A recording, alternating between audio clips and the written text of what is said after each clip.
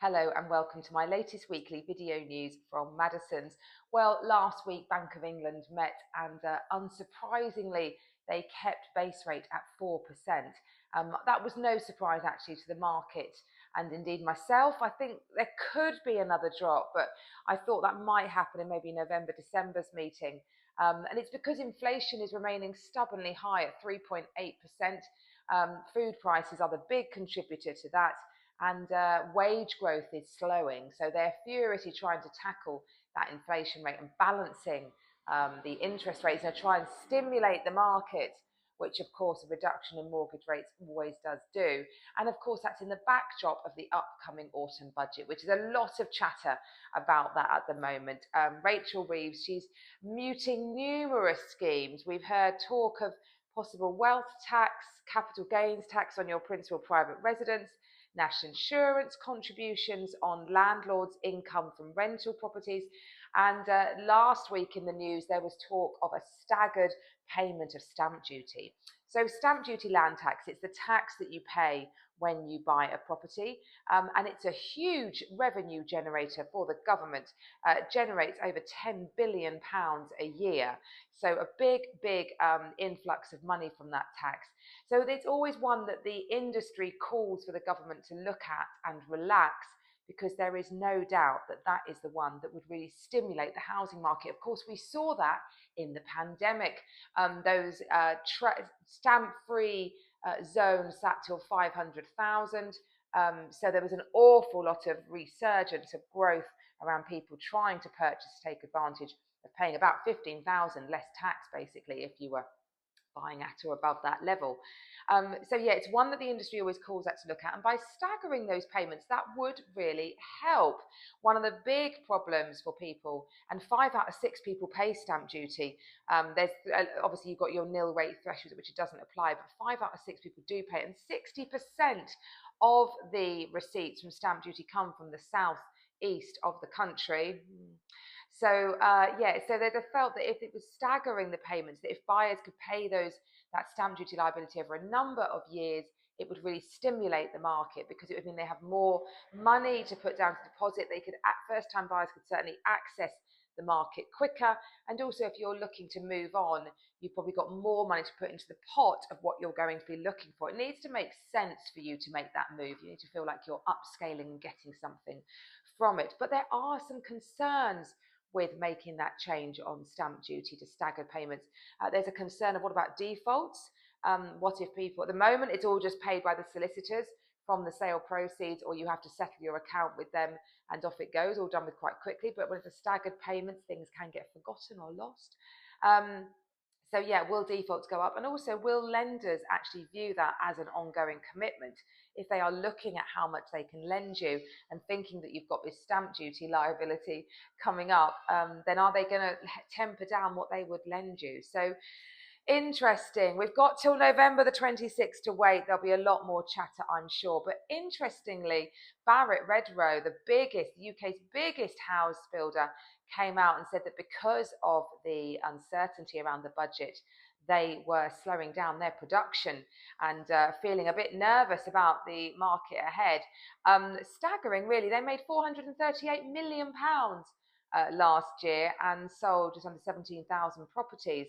So they're doing quite well generally, and they paid a big dividend to their directors. But anyway, they are thinking that the market could cool as a result of the budget uncertainty. So they're sort of putting their brakes on a bit. And that will really go against one of Labour's big pledges, that they want to get 1.5 million new homes built during their time in government this time. So yeah, they've been introducing things like we're trying to relax planning approval, freeing up developer finance. But that is going to be a big thing. The biggest factor that affects the housing market is just sentiment, how we are all feeling. And if one of their big developers is starting to feel jittery, then Rachel, I think you need to listen to that and be a little bit careful, because the reality is, moving a house generates money for the economy. You pay for removals, you pay a solicitor, you pay an agent, you pay for decorators to come in, you pay for building works on your property. There's so much you do. So in stimulating the housing market, It's a huge boost to the economy. If the economy makes more money, we pay more tax to the government, and so the merry cycle goes on. So it's not all about the taxation of stamp duty. There's so much more that the housing market does for our country. But one of the biggest issues we have with it is our legal system. So I had a really depressing day yesterday, I can't tell you. So Mondays are a tricky day for me in the world of estate agency. It's absolutely manic. Everybody's been thinking about things over the weekend. We have lots of offers on. And which of those is more important to get my attention? Because my time is finite. Even though I work till midnight most Mondays, yesterday was no exception, to try and get caught up for the week.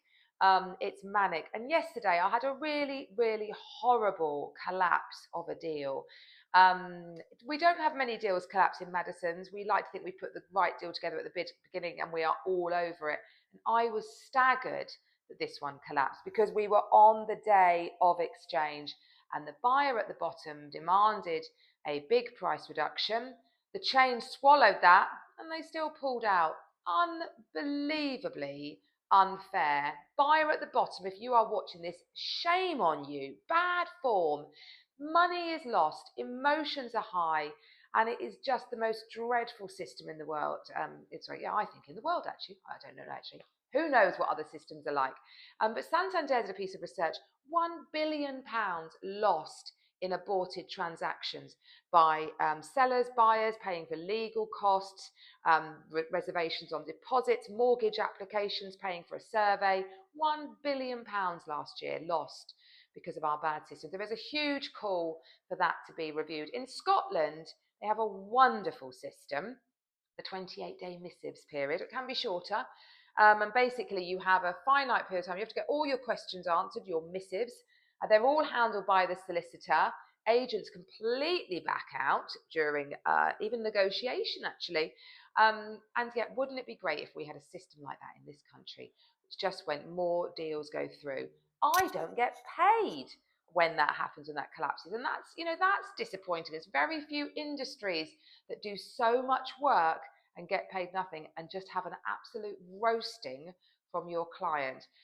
Rightly so. I've not got paid. That's annoying. They've had their complete dreams shattered. It's dreadful. I'm all for signing that petition if you want to come my way to improve the house buying system, which takes too long in this country and just leads too much risk exposure.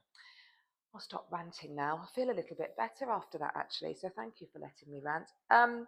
Let's talk to you about a lovely property just to end. So a great house that I have launched up on the Moat Farm development. This was on Waterfield, so it's a lovely little no-through road on the right-hand side as you first go into the development.